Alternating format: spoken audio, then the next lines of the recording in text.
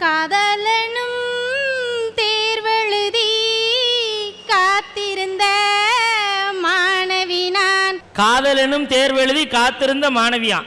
இந்த மாதிரி மாணவியெல்லாம் தேர்வெழுதி பாஸ் ஆயிடுறீங்க. பையன் மட்டும்தான், மாணவன் மட்டும்தான் கடைசியில் லூஸா போயிடுறான். அண்ணே ஒரு நிமிஷம். என்னக்கா? உங்களை பார்த்தா ஆதாயமாளுக்கு பிறந்த மூத்த மாதிரி இருக்கிறீங்க. நீங்க மாணவனா? ஏக்கா உங்களை பார்த்தா மாணவன் அவர் கொஞ்சம் வித்தியாசமானவன். இல்ல இவங்களை பார்த்தா கூட தான் கொல்லங்குடி கருப்பாய்க்கு பிறந்த மூத்த பொண்ணு மாதிரி இருக்கு. நீங்க மாணவியா இருக்கும்போது நான் மாணவனா இருக்க கூடாதா? அண்ணே அண்ணே இது தமிழ்நாட்டு கலருண்ணே. தமிழ்நாட்டு கலர். இப்ப நாங்க என்ன பக்கத்து நாட்டு கலரையா வாங்கிட்டு வந்திருக்கோம்? அது என்னவோ தெரியல, என்ன மாய மந்திரமோ தெரியல. காதலிச்சா வானத்துல பறக்கலாம், தண்ணியில மிதக்கலாம், செலவே இல்லாமங்க. உணர்வுகளுக்கெல்லாம் அப்பாற்பட்ட ஒரு உணர்வு எது தெரியுமா? காதல். காதல் கெட்ட வார்த்தை இல்லைங்க. எங்களை போன்ற இளைஞர்களுக்கெல்லாம் இதயத்தை தொட்ட வார்த்தை. இவங்க இதயத்தை தொட்ட வார்த்தையா? அது பல பயல்களை கொண்டு தெருவில் விட்ட வார்த்தை. அப்பா அம்மாவை சுட்ட வார்த்தை. சார் நாங்க காலேஜ் படிக்கிற பொண்ணுங்க. காலேஜ் எதுக்கு தெரியுமா போறோம்? எங்க காலேஜ்ல உள்ள அத்தனை செலவையும் ஒரு இளிச்சவாயன் எப்படியாவது கிடைச்சிருவான். அவனை வச்சு காலேஜ் முடிகிற வரைக்கும் மெயின்டைன் பண்றதுக்காக தான் நாங்க எங்களை மாதிரி பொண்ணுங்க காலேஜுக்கே போறோங்க. நாங்க இளிச்சவாய்களை ஈஸியா பிரிப்போம். இளிச்சவாயம் 1, இளிச்சவாயம் 2, இளிச்சவாயம் 3. இளிச்சவாயம் 3 எப்படி தெரியுமா? நாங்க குடுக்கிற மிஸ்டு காலுக்கு உடனே போன் பண்ணி பேசுறான் பாருங்க, அவன் இளிச்சவாய நம்பர் 3. நாங்க குடுக்கிற மிஸ்டு காலுக்கு எங்களுக்கே ரீசார்ஜ் பண்ணிட்டு பேசுறான் பாருங்க, அவன் இளிச்சவாய நம்பர் 2. நாங்க மிஸ்டு காலே கொடுத்துருக்க மாட்டாங்க. போன் பண்ணிட்டு கேட்பான், செல்லம் மிஸ்டு கால் கொடுத்தியா? இல்லவே இல்லை நாங்க சொல்லுவோம். மிஸ்டு கால் கொடுத்த மாதிரியே இருக்கேம்மான்னு சொல்லிட்டு நாள் பூரா பேசுவான் பாருங்க. அந்த நம்பர் 1 இளிச்சவாயனை தாங்க தேடி தேடி கண்டுபிடிச்சு அவனை வச்சு மெயின்டைன் பண்ணுவான். எப்படி மிஸ்டு கால் கொடுக்குறவனை வச்சு மெயின்டைன் பண்ணுறீங்க? எனக்கு ஒரே ஒரு சந்தேகம் தான் சார் அவங்ககிட்ட. உங்களுக்கு மிஸ்டு கால் கொடுக்குற அந்த இளிச்சவாயன் இது வரைக்கும் உங்களை பார்த்துருக்கானாமா? பார்த்தது இல்லைங்க. ஒரே ஒரு தடவை மூஞ்சியை காட்டுங்க, அதுக்கப்புறம் ஜென்மத்துக்கு மிஸ்டு கால் கொடுக்க மாட்டான். சுவிட்ச் ஆஃப் பண்ணிட்டு படுத்துக்குவான். ஐயா கிடைச்ச இளிச்சவாய நம்பர் 1 எப்படி தெரியுமா?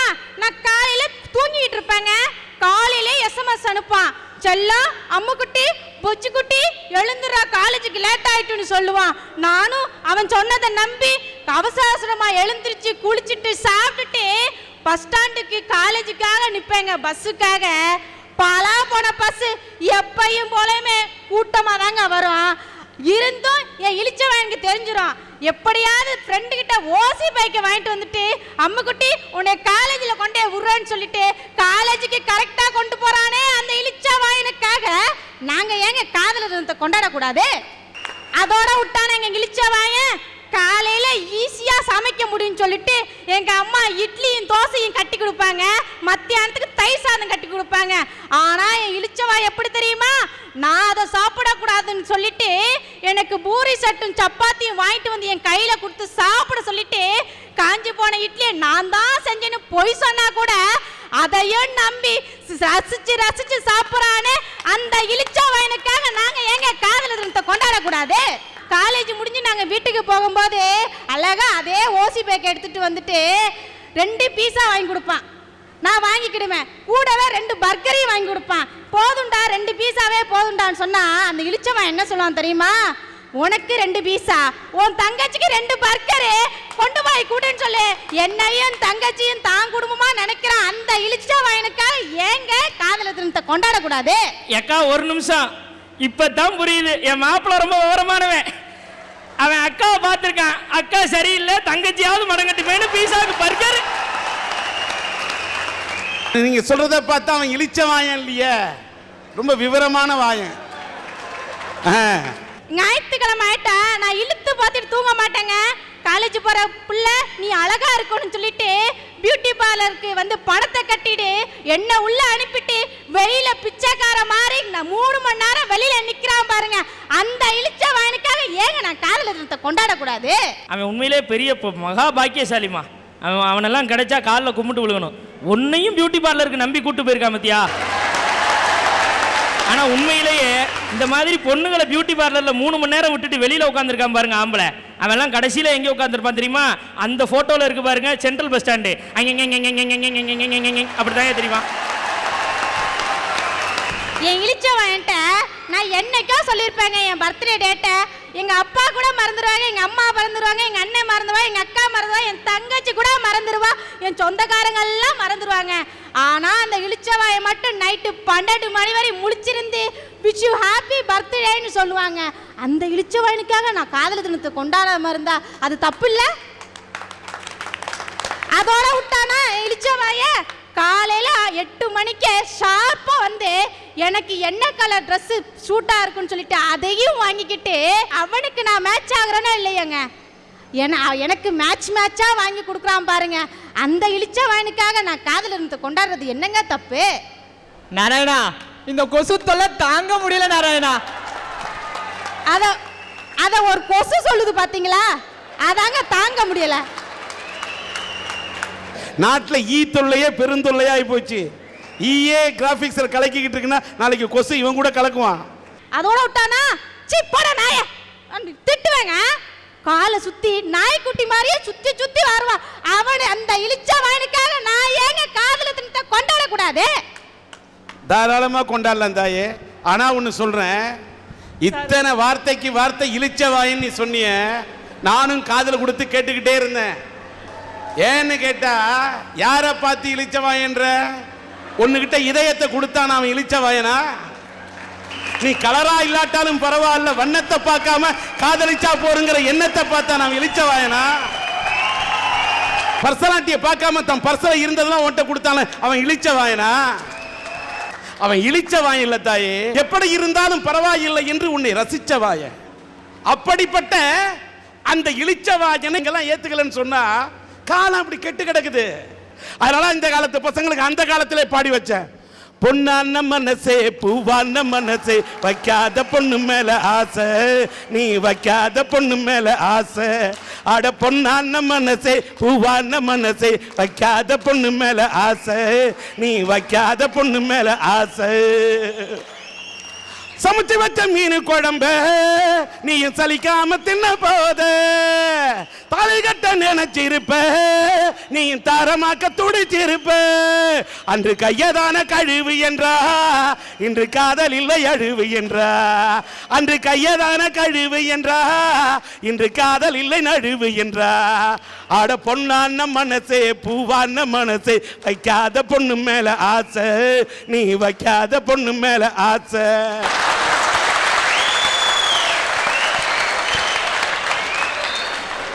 அன்னைக்கு அடுப்போதும் பெண்களுக்கு படிப்பு எதற்குன்னு கேட்டாங்க. பெண்களுக்கு மறுமணம் மறுக்கப்பட்டது, பெண் சிசுக்கள்லாம் கொல்லப்பட்டாங்க. அன்னைக்கு அத்தனை தடைகளையும் மீறி இன்னைக்கு பெண்கள் காவல்துறையிலையும் ஆசிரியர் துறையிலையும் மருத்துவ துறையிலையும் விவசாய துறையிலையும் அழகு துறையிலையும் குடும்ப இல்லத்தரசியாகவும் விளங்குற எங்களை போன்ற பெண்களை நாங்கள் ஏன் மகளிர் தினமாக கொண்டாடக்கூடாது? இன்னைக்கு நாங்கள் பெண்கள் இப்படி ஒரு பக்கம் நாங்கள் முன்னேறிக்கிட்டே தான் போய்கிட்டோம். ஆனால் மறுபக்கம் இந்த சமுதாயம் எங்களை அந்த காலத்திலிருந்து இந்த காலம் வரைக்கும் ஒரு சில விதி விலக்குகள் மட்டும் எங்களுக்கு மாறாமையே தயா இன்னமும் இருக்குது. அதாயா குழந்தை திருமணங்கிறது. எனக்கும் குழந்தை திருமணம் தயா நடந்துச்சு. எனக்கும் 15 வயசுல தான் எங்கள் அப்பா அம்மா எனக்கு கல்யாணம் பண்ணி வச்சாங்க. நான் 10th மட்டும்தாயா முடிச்சிருந்தேன். எனக்கு கணவருடைய வயசு 41.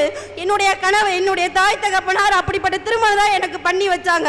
ஆனால் நாங்கள் 2 பேரும் சந்தோஷமாக தான் குடும்பம் பண்ணினோம். குடும்பம் பண்ணி எனக்கு 16 வயசுல எனக்கு ஒரு குழந்தை பிறந்துச்சு.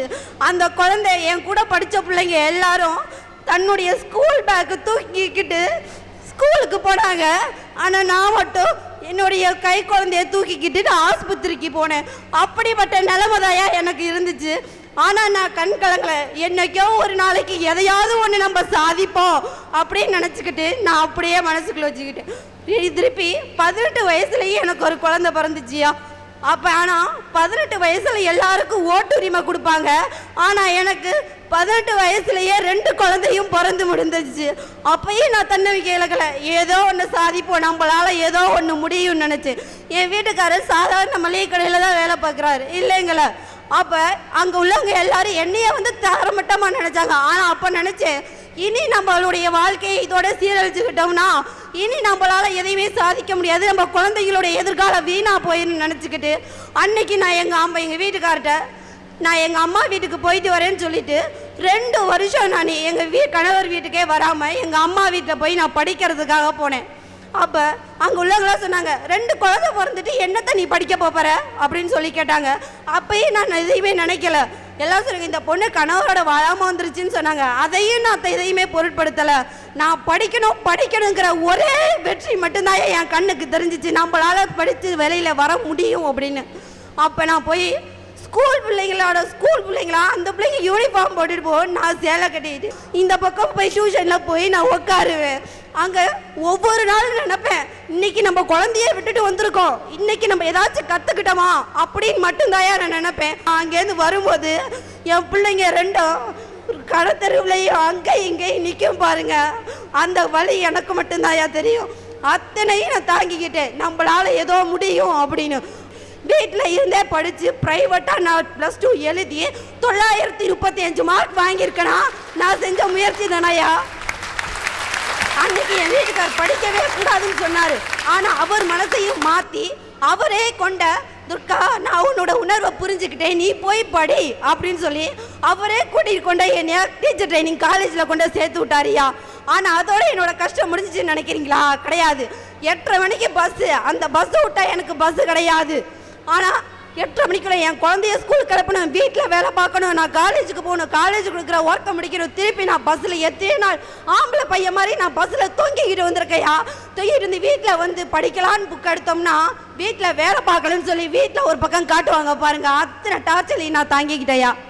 அன்னைக்கு வீட்டுக்காரர் கேட்டாங்க எல்லாரும், எங்கள் அம்மா வேலை பார்க்கணும், உன் பொண்டாட்டி மட்டும் படிக்க போகணுமா அப்படின்னு சொல்லி எல்லாரும் கேட்டாங்க. ஆனால் என் வீட்டுக்காரரு, என் பொண்டாட்டியை நான் படிக்க வைப்பேன், அது என்னுடைய இஷ்டம், அதனால எவ்வளவு பிரச்சனை வந்தாலும் நான் சமாளிச்சுக்கிறேன்னு சொல்லி என் தோள் கொடுத்து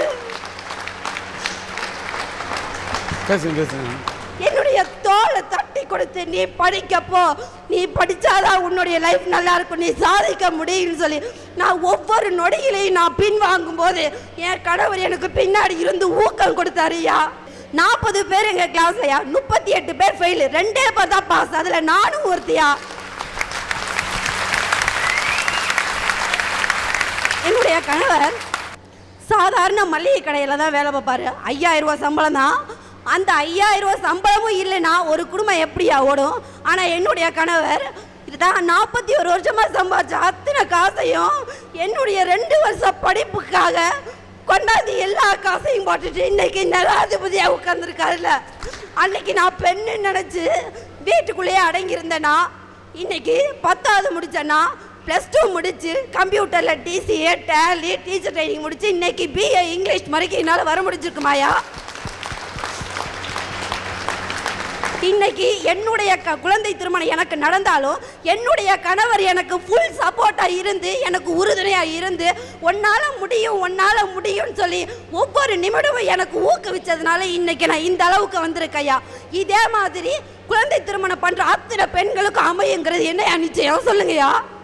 அதனால தான் சொல்கிறேன், பெண்ணே உனக்கு தடை கற்களை அகற்று, தடை கற்களாக விளங்குபவர்களை தடை கற்களையே உடைத்தெறிபவர்களாக மாற்று, வெற்றி நிச்சயம்.